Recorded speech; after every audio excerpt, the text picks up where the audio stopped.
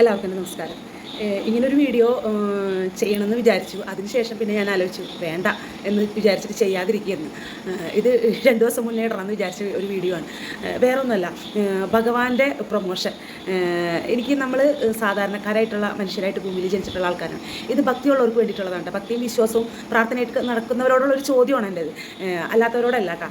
അപ്പം ഞാൻ ജനിച്ച് വളർന്നത് കൊടുങ്ങല്ലൂരാണ്. കൊടുങ്ങല്ലൂരിൻ്റെ അടുത്താണ് എൻ്റെ വീട്. അമ്പലത്തിൻ്റെ തൊട്ടടുത്താണ് എൻ്റെ വീട്.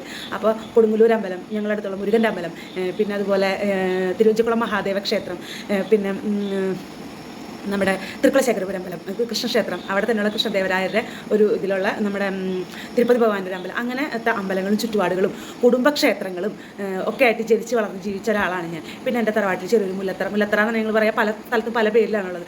അവിടെ കലശം കാര്യങ്ങൾ ഇങ്ങനെയൊക്കെ ആയിട്ട് ഈ ഒരു ചുറ്റുപാടിൽ ജനിച്ച് വളർന്നിട്ടുള്ള ആൾക്കാരാണ് ഞാനും എൻ്റെ വീട്ടിലുള്ളവരും ഞങ്ങളുടെ കുടുംബത്തിലുള്ളവരും. അപ്പോൾ ഭക്തിയില്ലാത്തവരോ അല്ലെങ്കിൽ നിരീശ്വരവാദികളായിട്ടുള്ള ആരും ഞങ്ങളുടെ ഫാമിലിയിലേ ഇല്ല, അങ്ങനെ പറയും. അപ്പോൾ അത് വലിയൊരു മഹാഭാഗ്യമാണ്.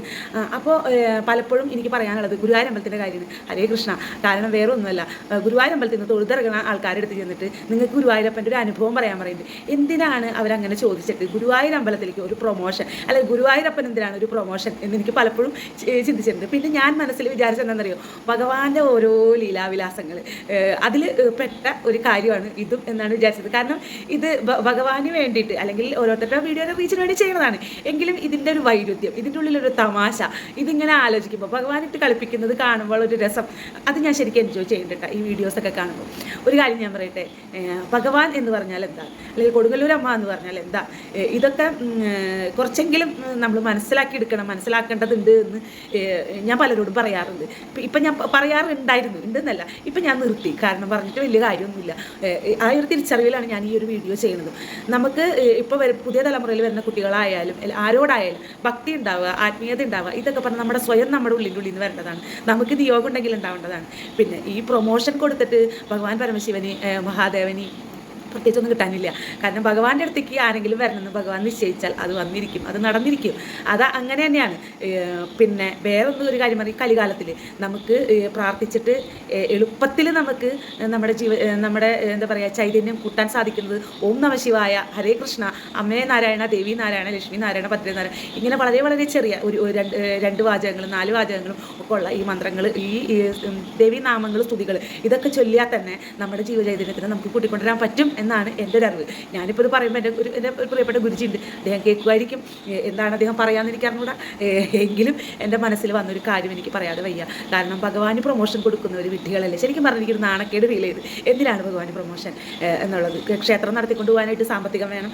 അതിന് സാമ്പത്തികം ഉണ്ടാക്കണമെന്നുണ്ടെങ്കിൽ ഭഗവാൻ എന്താ പറയുക, ഭഗവാൻ തന്നെ വിചാരിച്ചാൽ നടക്കും എന്നുള്ളതാണ് ഒരു കാര്യം. പിന്നെ ഈ വരുന്ന ഭക്തജനങ്ങൾക്കറിയാലോ, ഭഗവാൻ എന്ന് പറയുന്നതും ഭക്തജനങ്ങൾ, ഭഗവാനെ ശരിക്കും അടുത്ത് നിൽക്കുന്നവരൊക്കെ ഒന്ന് തന്നെയാണ്. അവർക്കറിയാലോ എങ്ങനെയാണ് ഒരു അമ്പലം നടത്തിക്കൊണ്ട് പോകാനുള്ള കാര്യങ്ങൾ. അതൊക്കെ അതിൻ്റെ സമയത്ത് കറക്റ്റായിട്ട് നടന്നോളും. പിന്നെ ഈ എഫർട്ട് ഇട്ടിട്ട് ചെയ്യുന്നവരോട് കാണുമ്പോൾ ഞാൻ നേരത്തെ പറഞ്ഞ പോലെ ഭഗവാന്റെ ഒരേ ലീലാവിലാസങ്ങൾ അതായിട്ടാണ് എനിക്ക് ഫീൽ ചെയ്യുന്നത്. പിന്നെ ഒരാളുടെ കയ്യിലുള്ള പൈസ വേറൊരാളുടെ കയ്യിലേക്ക് എത്തണം എന്ന് ഭഗവാൻ നിശ്ചയിച്ചാൽ ആ രീതി കൂടെ തന്നെ എത്തും. പിന്നെ നമ്മളും ആഗ്രഹിച്ചാൽ ചിലപ്പോൾ എത്തിയെന്നിരിക്കും. ഇതിപ്പോൾ ഞാൻ എവിടെ തൊടാണ്ടാണല്ലോ പറഞ്ഞത് കേൾക്കുമ്പോൾ തോന്നും. ഇത് കേട്ടിട്ടുള്ളവർക്ക് ഞാൻ ഉദ്ദേശിച്ചത് എന്താണെന്ന് മനസ്സിലായിട്ടുണ്ടാവും. അപ്പോൾ ഭഗവാൻ പ്രൊമോഷന് വേണ്ടി അവിടെ ഇരിക്കണില്ല എന്നുള്ള സത്യം നമ്മൾ മനസ്സിലാക്കുക എന്നുള്ളതാണ് ഭക്തിമാർഗത്തിലേക്കുള്ള ഏറ്റവും നല്ലൊരു വഴി എന്നെനിക്ക് തോന്നുന്നു. അപ്പം ഞാൻ ആരും വേദനിപ്പിക്കാനോ വിഷമിപ്പിക്കാനോ പറഞ്ഞതല്ല.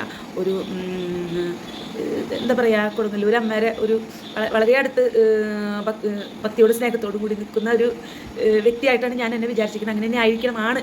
അപ്പോൾ അതുകൊണ്ട് ഞാനത് പറഞ്ഞു എന്നുള്ളൂ. കൊടുങ്ങല്ലൂർ അമ്പലം ഇതിലേക്ക് ഞാൻ കൊടുങ്ങല്ലൂർക്കാരി ആയതിൻ്റെ പേരിൽ പറഞ്ഞതാണ്. അപ്പോൾ എല്ലാവർക്കും എൻ്റെ നന്ദി, നമസ്കാരം.